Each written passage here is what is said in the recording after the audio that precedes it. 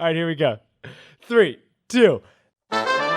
This is Nick. This is Jack. It's Friday, the real Friday, January 6th, and today's pod is just the best one yet. It's a T-Boy. It's a T-Boy. Jack, what's our first story for today's pod? The Lion King musical just had the best week of ticket sales in Broadway history. So Jack and I are looking at the economics of the musical. Oh, I'm sorry, of the musical!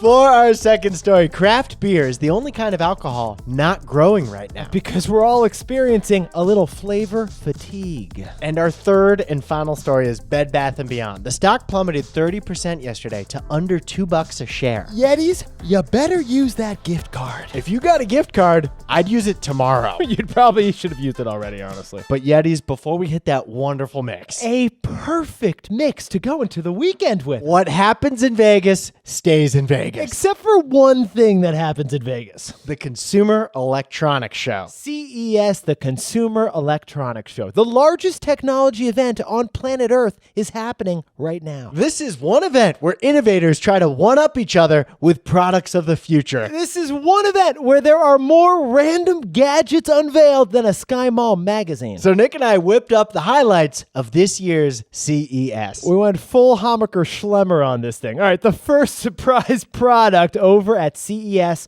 was the anti-snoring pillow. I'll tell you, I could use this thing. It's a pillow that detects your snoring. I didn't want to say anything, but I kind of agree. This thing deploys anti-snoring airbags that tip your head until you stop snoring. Now, we were roommates for like a couple of years. Did I snore back then? I have no complaints. You were fantastic, but there may have been a little bit of snoring. Well, this pillow will tip my head so you don't have to. It's a pillow with a purpose. All right, the second surprise product is the self-driving stroller. Look, Ma, no hands. This is a Ghost Rider. It sounds absolutely terrifying. But it's a baby mobile that strolls itself. Basically, this is a Tesla, but for toddlers. The third highlight of the CES is the pee analyzer. The pee analyzer. It's a toilet that tests your urine for health issues. So going to the bathroom is like going to the doctor. It's basically like you sent your toilet to 7 years of med school. The Consumer Electronics Show. It's like Toys R Us for tech nerds. Tech nerds who will never snore again. Yetis, let's hit our three stories. Let's hit our three stories. 15 years before this song, two boys from the Northeast met in the dorm. They had an idea that caused a cultural storm. It's the best one yet, but the best is the norm. Jack, Nick, that's it. I don't even think they need to practice. 50%, that's a fat tip. T-Boy City on your list. If you know, you know, cause we ready to go. We can't wait no more, so just start the show. Start the show. For our first story, the booming business of 2023 so far, it's actually the Lion King musical. So we're looking at the economics of Broadway. There is only one way you and I can kick off this story. Push and play.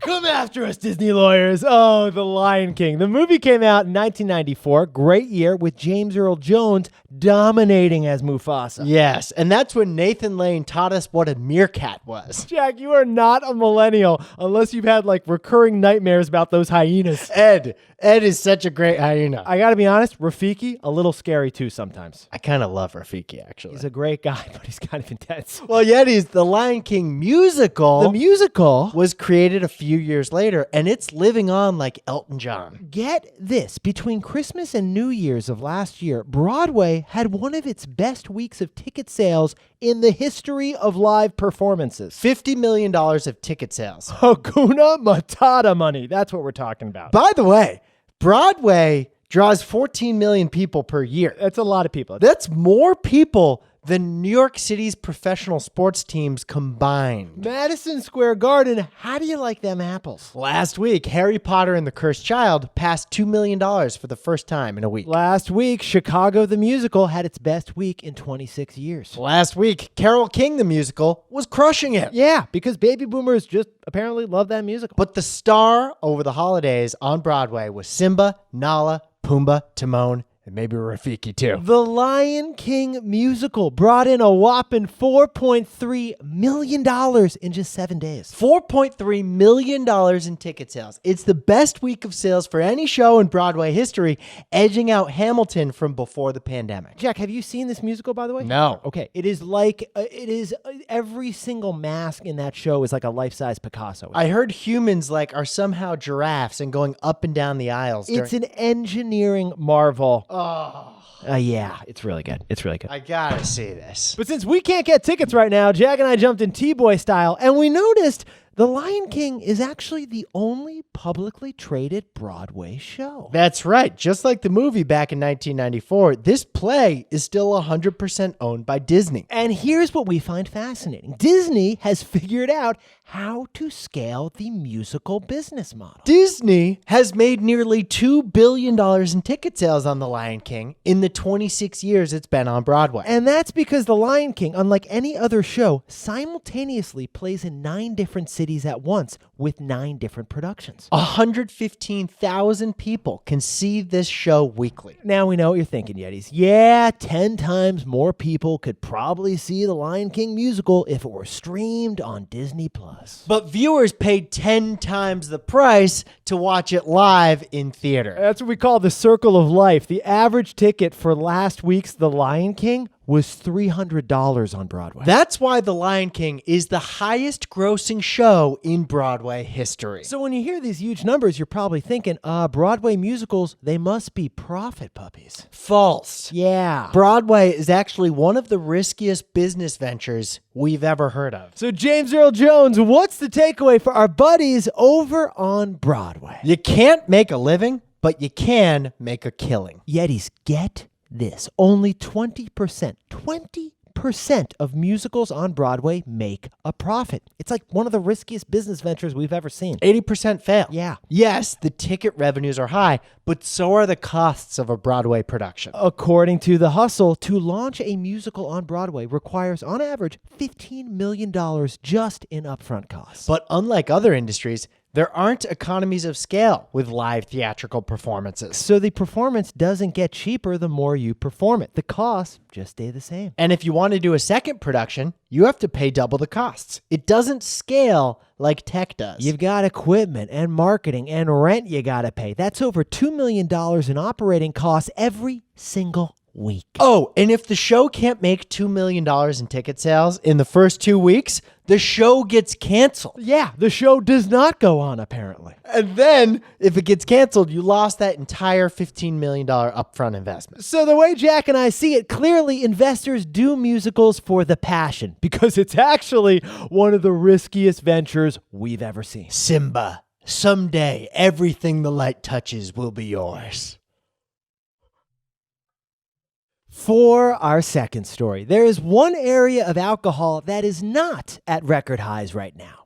Craft beer. Because craft beer's beer gut has become a craft beer glut. And she sells seashells by the seashore, Jack. Not too shabby. You stuck the landing on that thing, man. Barely. Yeah, but it was impressive. Yetis, you are not living in a mid-sized American city unless you've got 6 blocks with craft breweries with 6 on a block. You are not a mid-sized American city unless there's some beer fest by the body of water in your town. Now, here's the thing Jack and I have noticed about craft beer. You don't taste craft beer. You see craft beer coming in the can. Every can these days, an ironic name, a colorful can, a label that looks like a Nirvana album. Every craft beer is made with hops, water, and a whole lot of puns. I was sipping some beer Sharktopus pale ale the other day. I'm sorry, Jack. Can I interest you in a dystopian Dream Girl 7% IPA, my friend? And of course, there's the Mac Daddy quadruple double IPA with extra virgin organic hops and rainwater. I heard it actually comes with the tears of a dove mixed into the hops, Jack. But Yetis, despite all that, according to the Wall Street Journal, craft beer is the one area of alcohol not living its best life right now. Champagne? Yes, record highs. Spirits? Record highs. The espresso martini? Record highs. And yet, craft beer sales, maybe because of that, craft beer sales fell by 5% last year. In fact, Besties, 2023 is expected to see the smallest number of new craft breweries in a decade. The reason?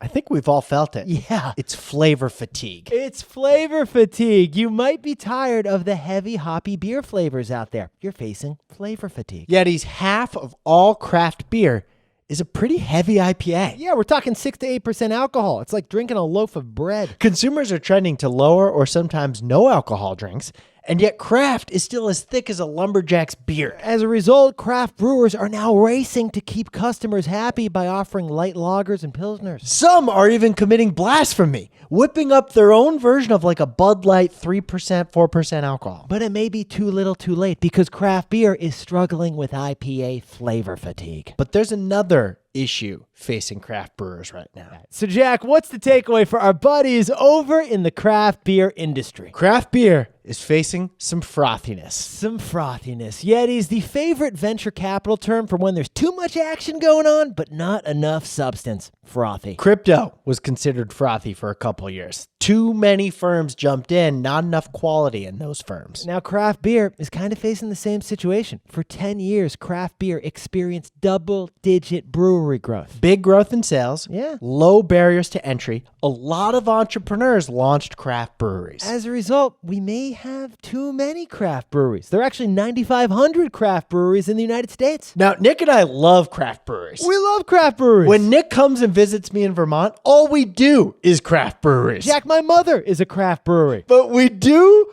kind of agree that there may be a beer glut thanks to so many craft beers right now. There's an overwhelming number of IPA choices that's confusing consumers and lowering the taste bar. Craft beer has given itself a bit of a beer glut. Craft beer has gotten a little bit too frothy. Now, a word about our sponsor, Robinhood. A lot of Yetis don't realize how much prep work goes into this pod. We spend hours every morning jumping in T-Boy style to earnings reports, CEO tweets, breaking news headlines. Yeah, Jack and I are toggling tabs like you toggled IM convos in 2004. Having 8 tabs open can be stressful. You don't need that, especially when investing. Robinhood offers it all in one app. Whether you want to trade options, ETFs, or stocks through Robinhood Financial, Or you want to buy some Bitcoin on Robinhood Crypto. you can do it all on the Robinhood app. If you're not investing in Robinhood yet, to get started, go to Robinhood.com/Tboy and choose your free stock. That's Robinhood.com/TBOY. Limitations apply. Robinhood Financial LLC, member SIPC, all investments involve risk. By the way, this podcast is not owned or part of Robinhood, and we are not employees of Robinhood. For our third and final story of the week, Bed Bath & Beyond just warned us they may go bankrupt. We're going to break down exactly how bankruptcy sends a stock price down to $0. And we're going to do it with a Cuisinart. Yes, we are. Yeti's, Bed Bath & Beyond. Honestly, it's the place you brought your first comforter, you bought your first duvet. It's where you got that shower caddy for your dorm room. Yeah, Nick and I both did it before college, and then I started snoring, and he started walking around in his boxers. It was no judgments, and I'm totally fine with it. I actually think he hit a very nice cadence on that snore. Thank you. But thanks to Amazon and a bunch of years of poor management, Bed Bath & Beyond peaked when Nick and I were in college. Well, yesterday, the CEO of Bed Bath & Beyond warned that they may be beyond all hope. Emphasis on the beyond. Yes, they may add another B to their name, and that B As in bankruptcy. bankruptcy. Because Bed Bath & Beyond owes more than it owns. So that's when Nick and I jumped in T-Boy style to the balance sheet of Bed Bath & Beyond. Jack and I took a little stroll through aisle 6 at Bed Bath & Beyond, and we were curious, what does Bed Bath & Beyond owe, and what does it own? First, what Bed Bath & Beyond, the corporation, owns are its assets. Yeah, and their biggest asset is their unsold merchandise, like their loofahs. Jack, have you seen how many loofahs they have? They have so many loofahs. All the stuff on their shelves is their biggest asset. After that, Bed Bath & Beyond owns some property, some equipment, and the Bed Bath & Beyond brand name. Yeah, and then it owns more loofahs. Like there were more loofahs in the back over here. I got loofahs over here, Jack. Now, here's the problem for Bed Bath & Beyond. It owes other people much more than it owns. It owes other people a lot more than it owns. First, it owes its suppliers $783 million.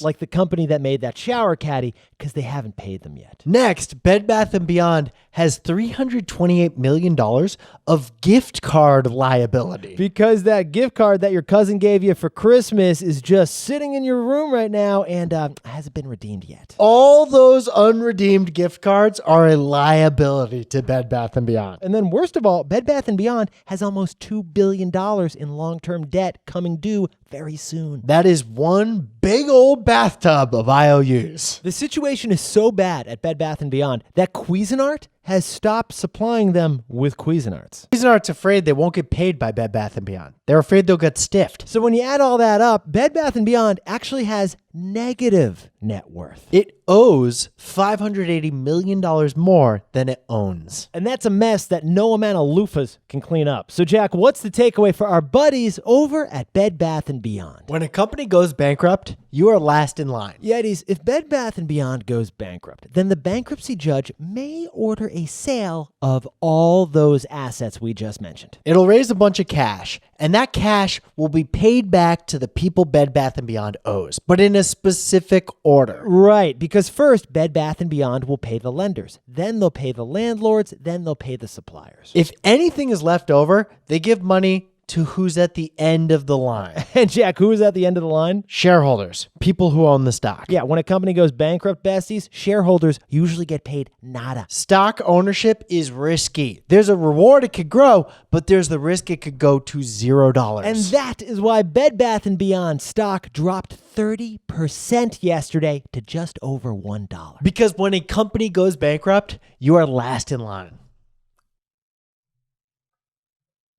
Jack, can you Hakuna Matata the takeaways for us over there? It's Hakuna Matata. My Rafiki is a little rusty. The Lion King musical just set a weekly ticket sales record for Broadway. But musicals are actually one of the riskiest ventures in all of media. For our second story, craft beer sales fell for the first time since Nick and I turned 21. It's because of craft brews, beer gut, beer glut. It's looking frothy. And our third and final story, Bed Bath & Beyond just warned they could declare bankruptcy. And if they declare bankruptcy, shareholders are last in line. Now, time for the best fact yet. And for this best fact yet, Jack and I decided to whip up something we've never whipped up before. Nick and I love trivia. We appreciate trivia. A, yes, B, no, or C, all of the above. So we're testing out a weekly quiz based on the week's T-Boy podcast. That's right. We're talking 5 quiz questions from this week's podcast. We've got a link to the first quiz in today's episode description. Yeah, so Yetis, you can click the link, take the quiz, go to go.tboypod.com. Again, the link's in the episode description. It's 5 questions, 1 minute. We think you'll nail all 5 questions. Or just go to go.tboypod.com. We'd love to know what you think. And the answer is C, all of the above. Yetis, you looked absolutely fantastic for the first week of 2023. And Jack, I miss your snoring. I miss it. Can you give me one last snore before we head out for the weekend, man? I'm going to record some audio for a white noise clip for you. If I don't get a cookie crisp or a snore, I'm not going to be happy on Saturday morning, man. Yetis, Jack and I, we'll see you Monday.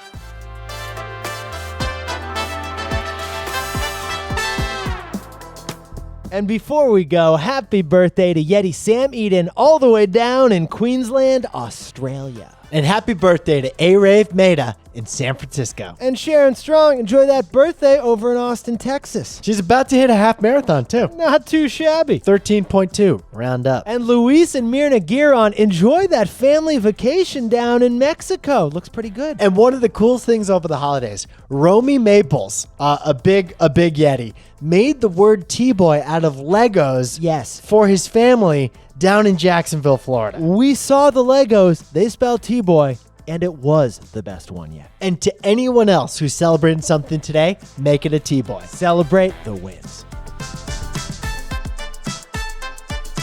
This is Jack. I own stock of Amazon and Disney, and Nick and I both own stock of Robinhood. Now, a word about our sponsor, Robinhood. A lot of you listen to our show while you're driving. 2 hands on the wheel. Keep it 10 and 2. You might be cruising, Chris. No rush. Stay in the right lane. Or you might be Darlene from Duncan, dotting from lane to lane. Yeah, there are different drivers on the road. they're different investors too. Maybe you're cruising down the long-term lane with stock investing, or maybe you're a more advanced full-speed trader. Well, the Robinhood app helps put you in the driver's seat wherever you're at in your investing journey. If you're not investing on Robinhood yet, to get started, go to Robinhood.com/TBoy and choose your free stock. That's Robinhood.com/TBOY. Limitations apply. Robinhood Financial LLC, member SIPC. All investments involve risk. By the way, this podcast is not owned by or part of Robinhood, and we are not employees of Robinhood. Oh, glad we brought back the college dorm room thing. It was really good. Did we have a loofah? I don't think so. I don't think so.